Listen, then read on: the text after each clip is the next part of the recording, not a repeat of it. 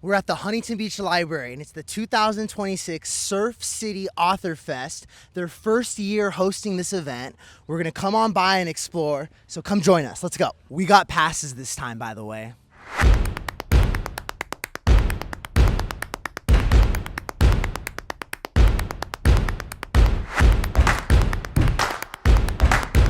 Let's go talk to our friends at the Huntington Beach Library here at their booth and see what this event's all about. Okay, so I'm here with Sabrina, and Sabrina, what's the Author Fest all about here in Huntington Beach? So it is about celebrating our local authors, children's authors, adult authors, bringing out the community to come and explore all the wonderful books and materials and to celebrate what we do here at the library. So we have some great panels going on, and we're just really excited to host our first Surf City Author Fest. That's awesome. Thank you so much. Thank you. All right, we're here with Kim, and Kim, can you tell us a little bit about your books? Sure. Hi guys, I'm Kim Ann. I'm a local author here from Huntington Beach. I primarily write children's books ages 0 to about 10 years old. I have both picture books and chapter books. We cover things like social emotional learning. I do like creative thinking. We have books that are nonfiction, so you can learn about the sea animals, things like that. Sweet. And can you actually show us one of your books here and we can get on camera? Sure. So this is one of my newest books, The 10 Little Axolotls, which kids are loving right now. So it's a nonfiction book where they'll learn about the animal as well as the reptile. As well in the back there's some like fun facts and a little song they can download. It's part of the 10 Little Adventures series that has sea turtles, sandpipers, and starfish. And my newest book is The Surf Kids Riding Waves, which is my first chapter book. I'm really proud of it. Thank you so much. So I realized that my readers are growing up, and so I needed to offer something else. So it's this. What was it like writing a chapter book compared to writing a children's book? That's a great question. So it took me 2 years to do this one. The second one is written and it's being illustrated right now. But it's a lot. I mean, we're talking the difference between, under 500 words to now, 5,000 words. And then you have to talk different like story arcs and things that some of these little books don't have. Yeah, cool. Absolutely. Thank you so much for Thank you.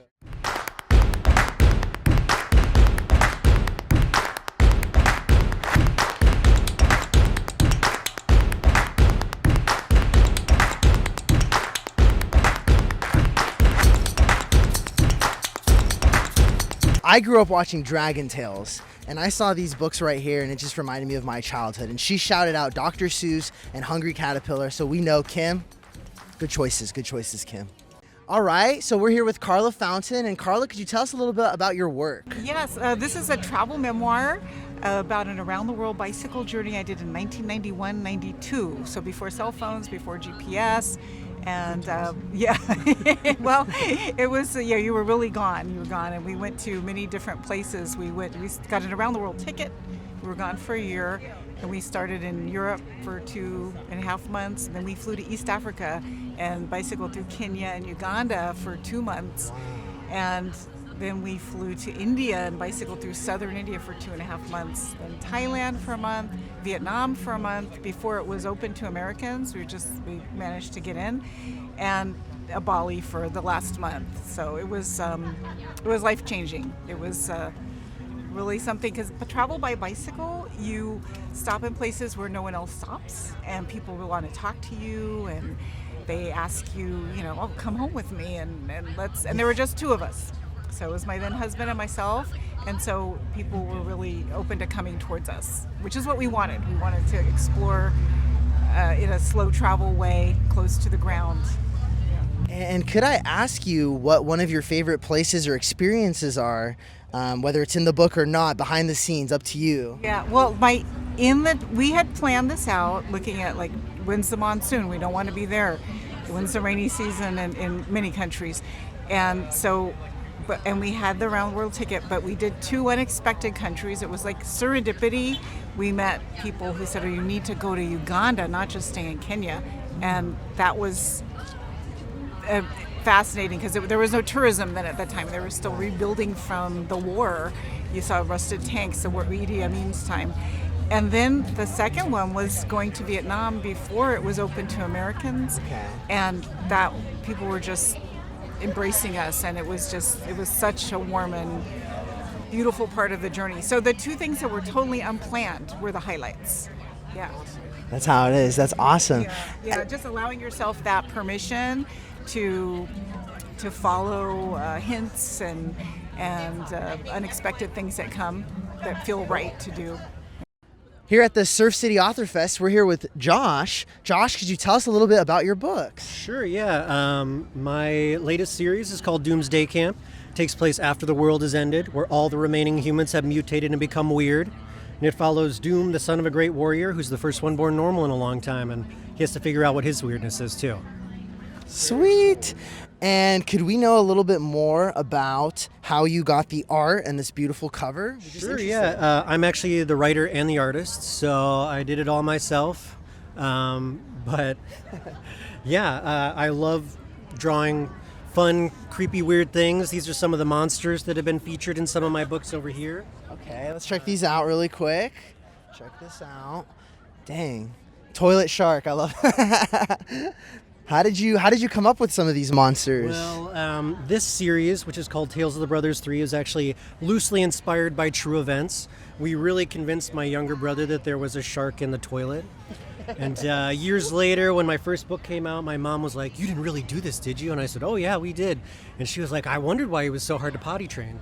So that adds up. I see where the creativity comes from. So I just love doing monsters. I've incorporated them in almost all my stories. But awesome. I'd say, yeah, I just let my imagination run wild. Perfect. Thank you so much. Yeah, and if I could ask you if you had a book recommendation besides one of yours, what's a book that comes off the top of your head? Okay, I would say I really love Wallace the Brave. They have a new collection that just came out. I think it's like Sunday Funnies or something like that. It's really top notch. Yeah.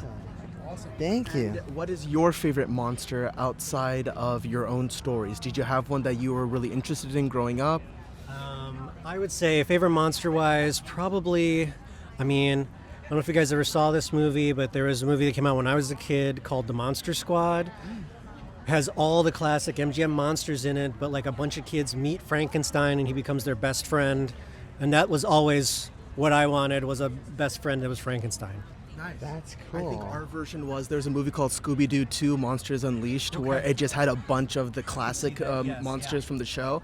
And you don't get better monster designs than those classic MGM monsters. My favorite one was the Subnautic, like the old school diver. You know what I'm talking about, with the porthole as like the mask, and he would just like walk with. Okay, sure, yeah. So that's great. That's great. Really yes. You would probably like my stuff then. Awesome. I also watched this one with King Tut. I don't.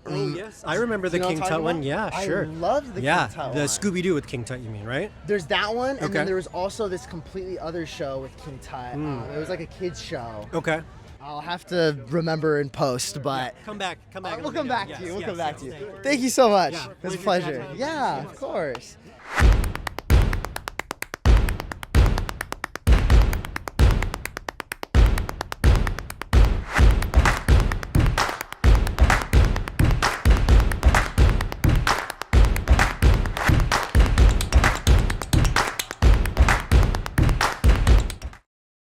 I really love the monsters, and in post, King Tut loved that show. Yeah, I was laughing because we're talking about Frankenstein and Scooby-Doo, and you brought up a real person. No. Do you know what I'm talking about? Michael Jackson scared me. I'll find it later. Yeah, no worries. But it was great. I really love the art, and I love the storytelling. And I like that he had inspiration from his younger brother. Pretty cool. Here with Adam, and Adam, could you tell us a little bit about your work? Yes, absolutely. This actually started out as a passion project, which turned into something even bigger. Long story short, my in-laws passed away, and we were very broken up about it. My children were 3 and 5 at the time, and I wanted to do something fun, something that would make them laugh and smile again, and I wanted to do something that would actually preserve Grandma and Grandpa. And so I took the My from Mike, the Low from Lois, and I formed a company called Milo Ink Books. And I set out to write silly, funny stories that they would have loved to laugh and read to all of their children. In fact, their children were so important to them and to me that they are the stars of the books that I created. How to Catch a Cold was my very first book about a little boy who wakes up and he goes to school, but his friends are missing. They're not there. He doesn't know what happened to his friends, and his imagination begins to run wild, but his teacher calms him down and says, nothing happened to your friends. They simply caught a... What is it? A cold, that's right. He doesn't know what a cold is, but he knows he wants to catch one, so he races home and he equips himself with a butterfly net, a baseball glove, a flypaper cape, lint rollers, anything he can find that literally catches things, and he tries super hard to catch a cold. Now, Elias, do you think he's going to catch a cold at the end of the story? I sure hope he does, but then he gets rid of that cold because we don't. You are on top of it, because here, he does catch a cold, spoiler alert, but it brings me to my second book, How to Fight a Cold, about a little boy who wakes up with a cold, and now with the help of a booger named Boogie, he needs to learn and train and fight that tough cold. Now, I've done so many books with my son in it. My daughter got a little bit jealous, and she was like, what about me? And I put her in the Girl Who Lost Her Voice, about a little girl who loses her voice, and now with the help of her brother, they need to battle a shark and meet a colorful pirate named Captain Pishy Pants, who tells them where he last heard her voice go. Yeah, so I like to write about all the children in my life. I like to write about things that are very memorable and meaningful to me. And I also have built-in games. Wow. So very interactive and engaging, and I'm a big promoter of bedtime reading. Read with your littles, have your littles read on their own, read to their younger siblings, and let's keep these books alive. Everyone's going to the tablets. Yeah, I love that. What's their favorite book that you've written of them so far, if I may ask? Ooh, it is hard. So I have two children. Okay. And people say, which is your favorite kid? It's my son. No, I'm just kidding. It's not. You can't say who your favorite is. No. Each one of these books hold a very special place in my heart. The first one will forever be just immortalized in my heart, because this was. I had Grandma on mind. Grandma who always said you need to put on a jacket or you're going to catch a cold. That's how I got inspired to come up with that title. So every book has something very special in it and meaningful. So I love them equally. So if you like one, I promise you'll like the whole series. So I grew up in Huntington Beach, and I would always come to the Huntington Beach Public Library. So seeing them host an author fest, especially with what we've been doing at BookBase, coming out of the USC LA Festival of Books, it's great. It's great to see a kind of smaller community group of authors just come together here at my backyard. So I'm having a great time. All these authors have been really, really cool to us, and they seem like locals as well. So we got to hang out soon. We can cut that out if you want. Yeah. All right. We're at the Author Fest, and we're here with Melissa. And Melissa, could you actually share a little bit about your books? Yeah, hi, I'm Melissa Whitney. I am a blind woman, and I write contemporary, I write a lot of romances with disability and mental health representation. My books are cozy and spicy, and they have been called the perfect cup of tea. Oh, that's awesome. Where did you get the inspiration to create stories like these? I have just always loved telling stories, and I think these stories have just lived within me. And I want to have stories where people who are typically not seen as the main character get to step onto center stage. And so that's really inspired me, because I, as a blind woman, have very rarely got to see myself be the main character, especially in a romance. And I said, you know what? We're going to do that now. We're going to have the folks who typically are the wallflowers be the main character. We're here with Jeannie, and Jeannie, could you share about your book? Hi, my current series that I'm working on is called Take Me Back to the Start. The first book is I'll show it to you. It's a second chance. It spans 20 years. So the couple they dated in high school, he disappears, and now he's back 20 years later for her brother's wedding, and she's about to get divorced. The third book in the series comes out in July of this year. That one's A Marriage in Trouble. The couple, they are struggling through their marriage, and they've reached a breaking point.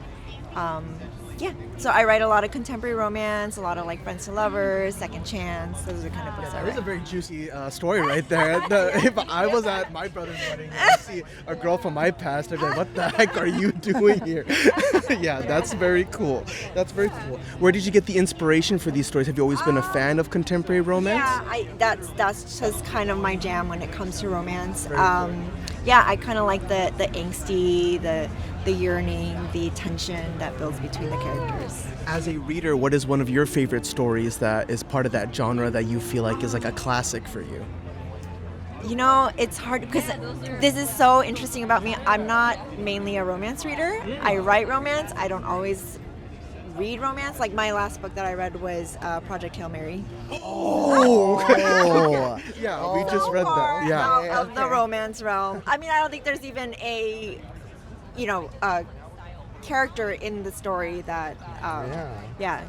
But yeah, I mean, so it's hard to say. I think when these stories just kind of come to my head, I sit with the idea of what I kind of want to write, and then I kind of build from there. But as far as getting inspiration from other books, other romance books, I don't think I do that. Hi, I'm Kristen Jennings. I am a contemporary romance and romantic fantasy author. Awesome. And could you tell us a little bit about your work? Yeah, absolutely. So my romantic fantasy series is an interconnected standalone series that takes The Witcher and is also influenced by late 90s, early 2000s animated films that I love. So the first one's inspired by The Swan Princess. The second one is inspired by Barbie Princess and the Pauper. So yeah, it's things that I grew up and I was obsessed with, and I was like, let me merge it with magic and monsters. So there's epic fight scenes, there's beautiful ball gowns, tension between the characters, and then I also write contemporary romance, which is a little bit more like a Netflix style rom-com. It's a tour guide taking a group of 70-year-old women to Paris, France, and the grumpy grandson who forces his way onto the tour, and as they fall in love in the most romantic city in the world. So That's awesome. Yeah, that's awesome.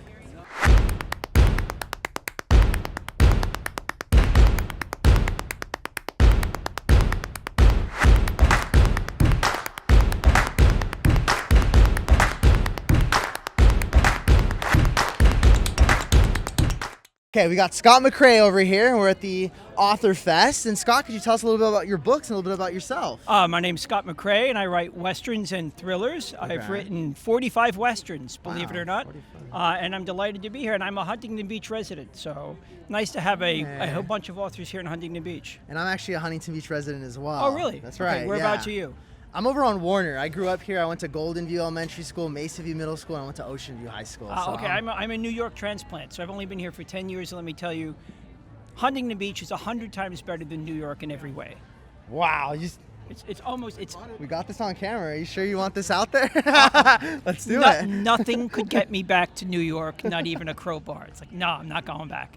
I love it. Could you tell us about some of these westerns over here? Can we take a look? I have several series of Western books. Some of them are about Tom Mix, who was a real-life movie star, who before that he was a silent film star, was a marshal in Dewey, Oklahoma. Interesting. And then the others are about a man named Marshal Ezra Flint, and they're sort of darker, grittier westerns. So I have more family-friendly westerns, and I have some sort of darker, grittier Clint Eastwood-type westerns. Very cool. And the amazing thing about westerns is that people who like westerns love them. Yes. So if you have a series character, you can build a real dedicated readership, and I'm very blessed that I have a real dedicated readership. That is really good. And what inspired you to get into westerns? Did you just grow up with the films and stuff? Or? So the amazing thing is, when I was a kid, I hated westerns. Like, I just really hated westerns. Oh. And I would look at westerns, like, I don't want to look at this. What is a western? Ugh. Yeah. And then I was writing a book about the 1939 World's Fair. And I found out when I was writing that one of the guests was Tom Mix, who was a real-life marshal before he became a movie star. And I was so fascinated by Tom Mix that I said, maybe westerns aren't that bad after all. And here I am 45 books later writing westerns. Yeah, he said Huntington Beach is better than New York, and he said BookBase is better than Goodreads. And he's a Western author. It's a W. Yeah, is it not? Yeah. Iman, is it not a W? Okay, Iman. That's a huge W right there. I think that's a dub. Thanks. Guys, okay, sweet. So we're over here at the Huntington Beach Author Fest, and we're here with Mary. Mary, could you tell us a little bit about your books? Sure. They're both set in Huntington Beach, where I live, and I have lived for more than 30 years. They're about dysfunctional families and neighborhoods and family drama. This one starts on the night of the O.J. Simpson trial, O.J. Simpson chase. It's not about O.J., it's about a woman who gets hooked on watching the trial instead of dealing with her life. you're way too young to remember this, but in those days, there was no social media. All we had was television, so people were glued to their TV sets. This one is about a neighborhood. It's about 5 different characters. It's based on the neighborhood where we live. During the pandemic, we couldn't go to the gym, so we started walking. And we walked our neighborhood, and we made up stories. So that's the result of that. Yeah. Awesome.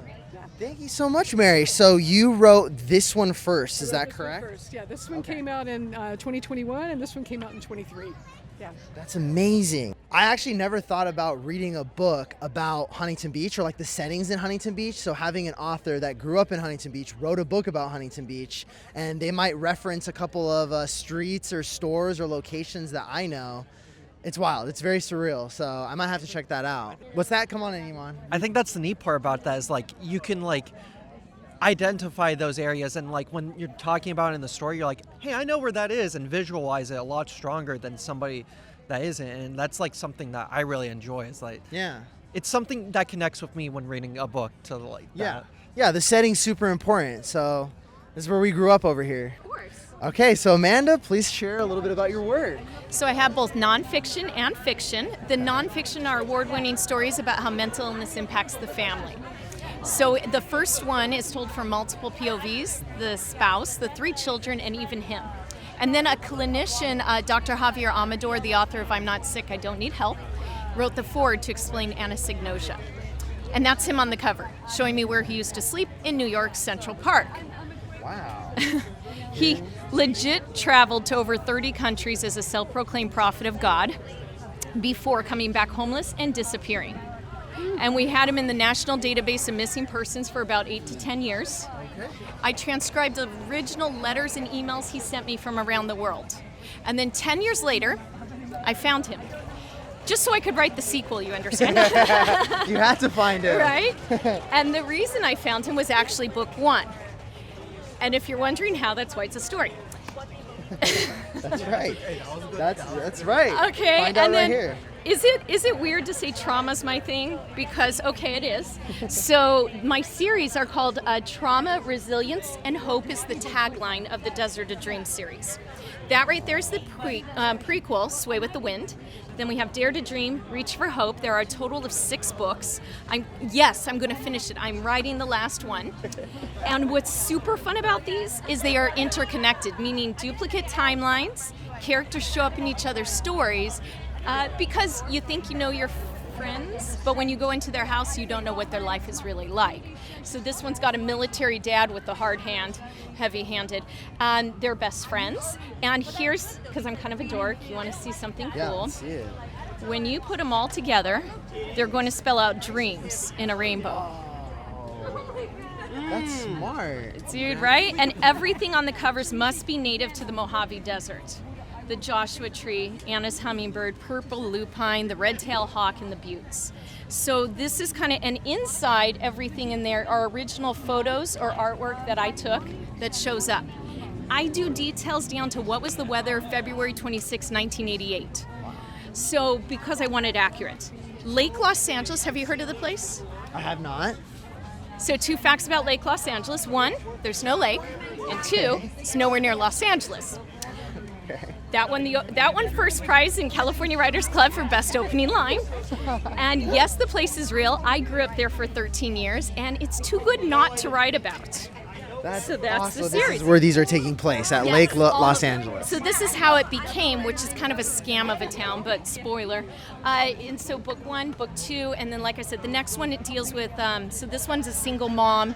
The daughter, though, grows up with that. The mom has some depression. She's kind of like never feels like she fits in. This one is about a military dad, and the opening line on that one is, Carolyn was taught to fear God, but the only being she ever feared was her dad.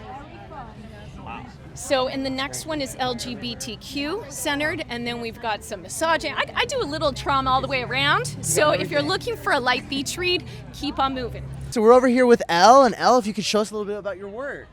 My work is about a criminal attorney from Washington, D.C., who survives an explosion and wakes up with a French accent. So it's called foreign accent syndrome. And so she returns to California to heal. and she finds her friend dead. And people assume it's a suicide, but it's not. So she's investigating, but she needs to share her apartment with a detective on a case, and the detective thinks she's a French tourist on vacation who should not investigate. So there's little sexual tension, police procedural, and all through the lens of a criminal attorney. And I'm using that based off my experience as a criminal attorney and as a French accented speaker. So awesome.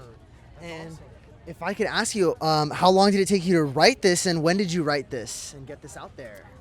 Okay, it's my debut, and it was only published a year and a half ago by a publisher. I signed a 3-book deal with them, and it took me about, when you write, you edit, you have different drafts. It takes about 6 months to a year, That's good. And I wrote that during the pandemic because I tend to write darker stuff with speculative elements, but because it was crazy enough during the pandemic, I wanted something to be more lighthearted, fun, but still with a message.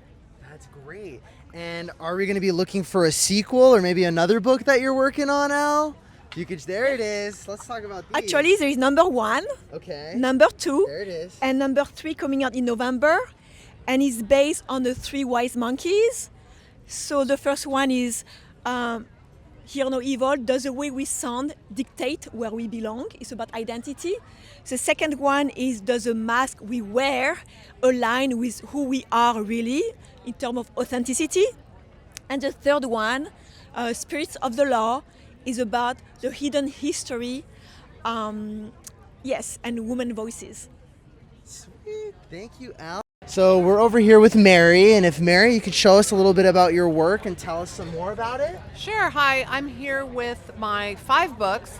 My most recent book is called Resident Blue and Other Stories, and it came out last November. And has a variety of characters, but I suppose what they all have in common is facing turning points in their life. I have a young adult title called Things to See in Arizona, and this is a part travelogue, part romance about a couple that goes through the state of Arizona, stopping at all their weird sites as they fall for each other. So, and various other novels, but happy to be here. It's a beautiful day, and really thanks to Huntington Beach Library for putting this on. It's been great. That's great. Thank you. What are your influences for writing? Oh boy, as far as like other authors or just life in general? Life in general. I feel like it's such a unique path for people to take the writing option and want to be an author and stuff. And I also teach writing and stuff, so I always tell my writing students, you end up writing about the same things over and over, whether you try to or not. And so for me, I think a big inspiration is just people and their relationships and the good parts and the difficulties that can come out of that. Because that's all what we're all doing here, right? Is trying to relate to other people and figure things out. So I'm very, that's why I write literary fiction. I'm very interested in like the human element of things. So. And I wanted to ask you, because we actually spoke to Elle, and she mentioned something about an OC writing club or organization. If you could share a little bit about that. I need to pay her some commissions because she sent so many writers over here today, which is great. Yeah, I'm the president also of the California Writers Club, the Orange County branch, and that is a branch within a larger statewide system of 21 branches, one of the oldest organizations for writers in the nation, actually. And we meet once a month at the Anaheim Packing House, and our presentations are open to the public so guests can attend. And yeah, we host great speakers that talk about the craft of writing and the business of writing, and it's a great group of writers that you can meet with and, commiserate with and share with and learn from. Yeah. So. That's so cool. Thank you so much, Mary. Oh, one last question. What is one of your favorite books that you've recently read, or one of your all-time favorites that you've read along your reading journey? Well, I'll tell you the one I recently read because I really loved it, and it was the book I loved the most that I've read in a long time, and it's called Isola by Allegra Goodman. And it's out and around. I think it came out last year, and it's set in the time of when they were exploring and discovering the new world, and it's from the point of view of Isola, who's an orphan, and kind of her journey and all the crazy things. And it's based on a true story. And she ended up going on one of those explorations as a young, woman, basically. And it's great, super riveting and transportive. Awesome. Yeah. Thank you.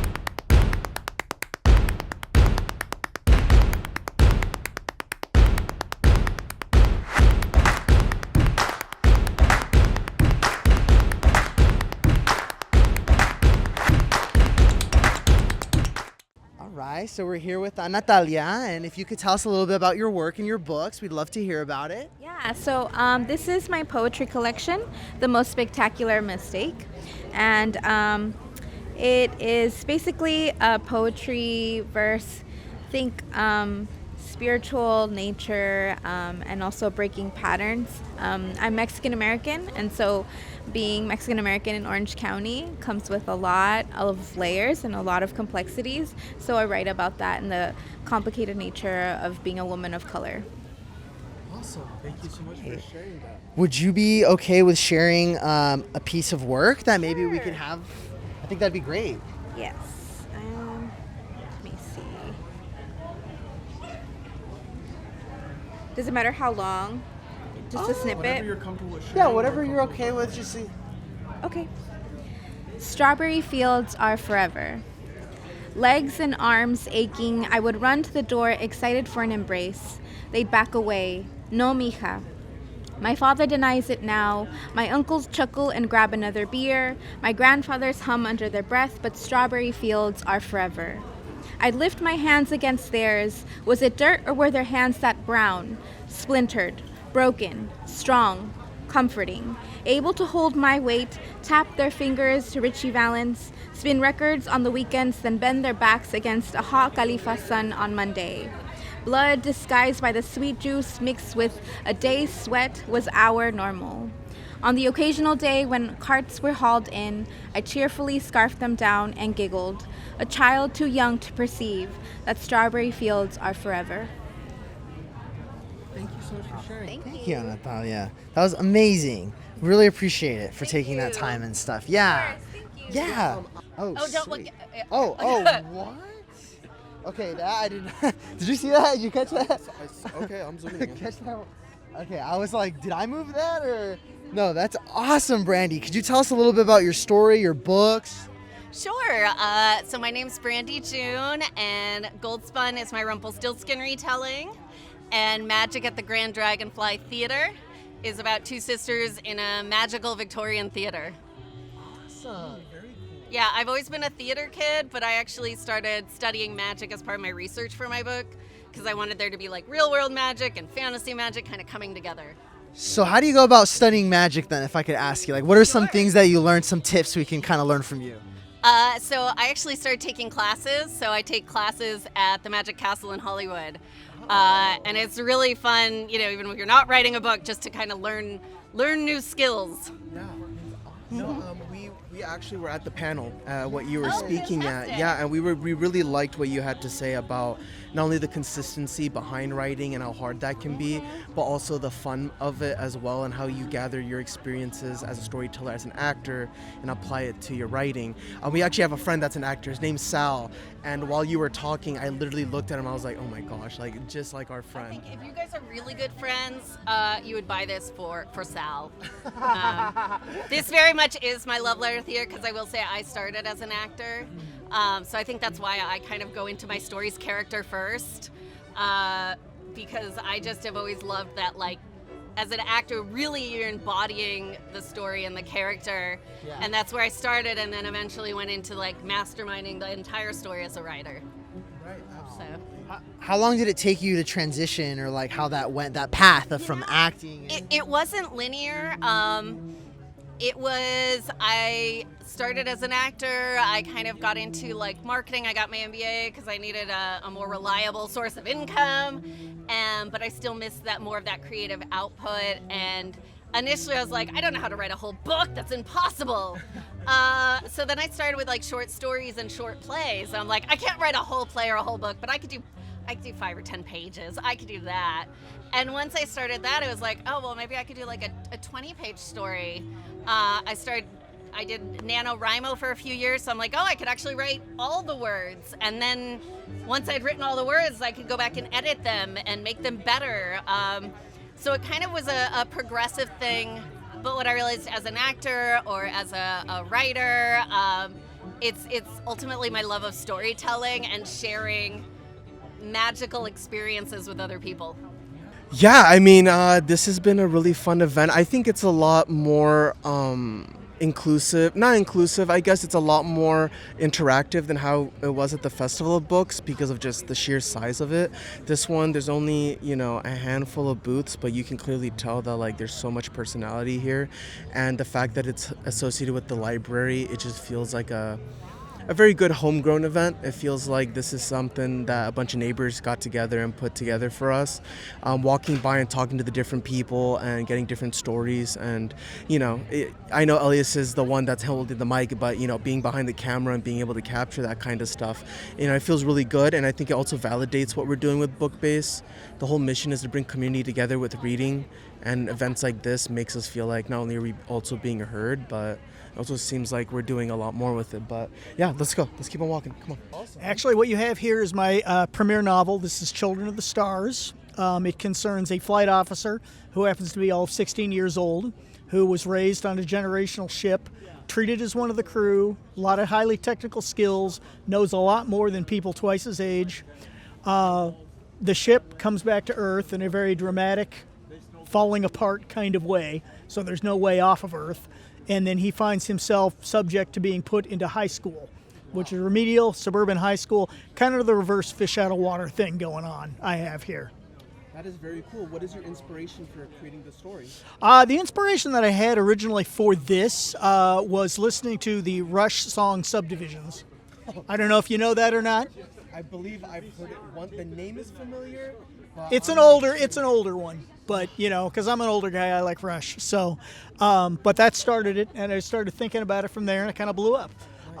The other idea I got from this originally, when I put this out as a short story for the Red is the Future contest, was taken from an incident that happened. Oh, that water bottle saved the day. It sure did, didn't it? I was a underground street racing. So you get your ideas from everywhere. Yeah, absolutely. And that's what I got it from. Awesome. I know we just talked a little bit about you writing, but in terms of you being a consumer, what are some of your favorite sci-fi stories, movies or books? Well, right now my primary thing is John Scalzi. Nice. The Old Man's War was one of my favorite books in recent years. I am currently in the midst of devouring Mistborn, the Mistborn series. Which I'm at the second era already, the Wax and Wane era. Nice. So it's just pretty good. So yeah, I've been keeping busy. I find it's better to keep reading while you're writing, right, because that keeps you inspired to do it. Right, absolutely. I also try writing as well, and every time I read something, it gives you like that light bulb, like, oh, maybe I can do my own. That's exactly what it is. Yeah. You feel the need to go home and write after you're done with that. Yeah, no, absolutely. I mean, I love the cover art. I'm a very big fan of the color scheme. I was very pleased with this. My publisher Atmosphere hooked me up with a South American Brazilian firm that did these, and I told the guy's name was Ronaldo. He's a genius. Okay, he did. I told him what I wanted, and he came out with this, and I'm like, dude, you read my mind. It was really just fantastic. So I'm very pleased. I get a lot of compliments about this.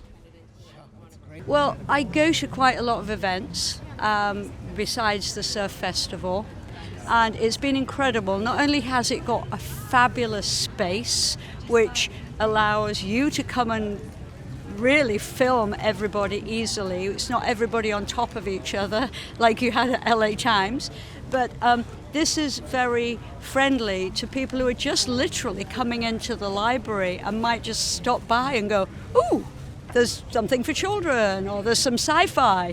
And that and it's free to come in, there's no fee. And that allows the library to be used by more people. There are things happening in there as well. I don't know if you have filmed them today. Yeah. So there's lots of special stuff that's really happening, both with authors sharing their skills and talking about their books, selling their books, and also meeting the public. To do that, so can I just first ask you, Josiah, how the panel went and how your day's been so far? Panel was great. Day's been awesome as well. This is, I don't know that I'm physically the closest to the library here, but this is our local library, so it's really cool to be a part of something like very much at home. My wife is from Huntington Beach. I am from Pittsburgh originally, so like this kind of became my first library because where I grew up, there was no, I grew up in the woods. There was no close library, so like it's cool to finally be at a place where I can go to the library and like be a part of it and just the community. Because one of the things, there was a question on the panel about community, and this represents that community, like the community of other writers, but just the people that physically surround the writers, the people that go to the library, people that come, you know, maybe buy your books or just talk about your books, even if they don't buy your books. That part's also very energizing too. So that's awesome. And could you share a little bit about your work and your books here? Yeah, so my novel is kind of the primary focal point here. It is The Paperboy. It's young adult paranormal fiction, which means it is a ghost story. And with that, though, there's a lot of references to, well, who's your favorite superhero? I love Batman. Batman? So there's references, I'm sure, I don't remember where, to Batman in here, Spider-Man, all kinds of superheroes. I love Spider-Man too. Yeah, Spider-Man's my favorite. So there's no wrong answer to that question. So, who's your favorite superhero? Oh, but who's your favorite Spider-Man from the movies? Ooh. Andrew Garfield, Tom Holland, or Tobey Maguire? Well, I guess it would lean towards Toby because like he was the first one, so there's something special about that. Not to diss Andrew Garfield, but he's probably the least just by default. and Tom Holland's overall, those movies have kind of had the best overall resonance. But you know, that's a whole different question. You're gonna derail me here, but in a good way. In a good way. Like I like teach as well, and I have like a certain student who's now become a friend, and he would joke how in class he would just ask me a question like that to get me off of talking about like teaching, like super easily. Like I'd be like, like shiny object. Let's talk about Star Wars for 3 hours now. Yeah, we heard like, you. Oh, class is over. It's like, sorry guys, we didn't talk about like writing your paper. But with that, all that stuff actually ties into what I was saying though, because all those references to superheroes, movies, and like I haven't even mentioned this, like there's references to movies in here that exist, but then there's stuff I made up because it connects more closely to the plot. And even my editor was commenting on one. He's like, well, I haven't seen that movie, so I don't know. And I messaged him like, I made that movie up. That movie doesn't exist. He's like, oh, okay, then you're good. Because he wasn't sure if I was messing the plot up to like fit my story. I'm like, no, I created that movie for the book. It doesn't exist. It's only in this book. And with that, that's what these comic books are. These represent metafiction from the world. So they love Spider-Man. So Daniel the Paperboy connects with the Corpse Boy, who is the ghost, over their love of comic books and movies and superheroes. And so with that, I then created some of them in the real world. So I have a publisher for the novel, but the comics I do via Kickstarter. So did one for The Burrow, which is superheroes, and Young Zombie, which is zombies, it's hence in the title there. And so yeah, that's what kind of this extra level of life from the book, just because I'm like, hey, I created all these stories within the world of the story. Like, it'd be cool if they were actually comic books. So yeah, no, 100%. Thank you for that answer. We're here with Rose in Huntington Beach Public Library. And Rose, could you tell us a little bit about your book? Absolutely. So my book is called A Very Fine House, and I got my title from that very famous Crosby, Stills and Nash song, A Very Fine House, Our House. It's set in 1972, which makes it historical fiction. It's about 4 girls who are growing up in a very sheltered environment, and then they go out in the real world, and it's the 70s. So they have to deal with the 2 different situations that they're living in. They find an old abandoned mansion where they hang out, and then the mansion becomes the plot of the book. Oh. Yeah. How did you come up with this idea? Where did this come from? Well, I mean, there were some things when I was growing up that happened, and I thought, well, this is an interesting story. If I could kind of just string a bit together all those events from childhood, I think I have a novel. Wow. And when did you start writing this? So I first started writing it about 10 years ago. Of course, when it's your first book and you're not a professional novelist, there's a lot of self-doubt. So when I joined my critique group and was getting some feedback weekly on how I was doing, and the feedback was mostly positive, it was very, very motivating. So from start to finish, once I joined my critique group, it was about a year. And then it took another few years trying to find an agent and all that kind of stuff to get it published. Well, then let me ask you, what's something that you learned from that critique group that you'd be willing to share to people watching and maybe aspiring authors out there? I learned so much in my critique group. I'm not an English major. I wasn't trained to be a writer, but what I learned was there's some rules to writing, and it doesn't really have to do with grammar and mechanics, that type of thing. But for example, getting into your character's head. You know, are you going to write in first person? Are you going to write in third person? And you just can't assume that the reader knows what you're talking about. You need to give a little background story. And then as your novel progresses, you also can't assume that the reader remembers who this character was, so you have to kind of remind them through either dialogue or a situation. And I'm still learning. I am learning so much. I just finished my second novel. It hasn't been published yet, but I'm still on the learning curve. All right, everybody. We're here at the Huntington Beach Author Fest, and we're here with Van, who really helped create this event and put things together, and we're super thankful for you, Van. So I just want to ask, how did the event go, and how have you been? I've been great, thank you. It's always been one of a big career goal of mine as a librarian to run a book fest at the library. And so when two of our authors came and asked if we were interested in doing an event like that, we really were excited. So we put together a committee, and then we launched this whole book fair with the two author panels, and then that's how the event got started. Awesome, and we actually saw the author panels, and you'll be able to see it too. It was amazing. We really had a great time talking to the authors and watching the panels. And I want to ask you, what does it mean to have a book festival here at the Huntington Beach Library for the community? I think it's a great way for readers to meet local authors, but then also for the local authors to get to engage with the community and to talk about their books and to share their writing and to share their stories. And during one of the panels, one of the themes of our conversation was just the fact that community is so important, and then being able to share your stories is so important. And then so having a book festival like this, allowing everyone to share their stories, has been a really gratifying event. Yeah, and I actually grew up in Huntington Beach. I'm from Huntington Beach, so this is my local library, and I had a great time. Just to give you feedback, it was amazing. And I wanted to ask about your books, because you're an author as well, right, Van? Yes. Yeah, I write books for middle grade. So my debut novels were Girl Giant and the Monkey King and Girl Giant and the Jade War. I had a recent release, Auntie Q's Golden Claws Nail Salon. And then my adult books are historical fantasy, so Monstrous Mrs. Mai and Silver and Smoke. Sweet. And could I ask you really quick how you got into writing and how this all started? Sure. I've always loved books. Like as a kid, I've always really loved to write. And growing up, my family would always tell me, you can't ever make money off of it. So then I went to school for something totally different. But then after college, I just really missed writing. And so I got back into it again and then wrote my first novel, got my agent, and then got published.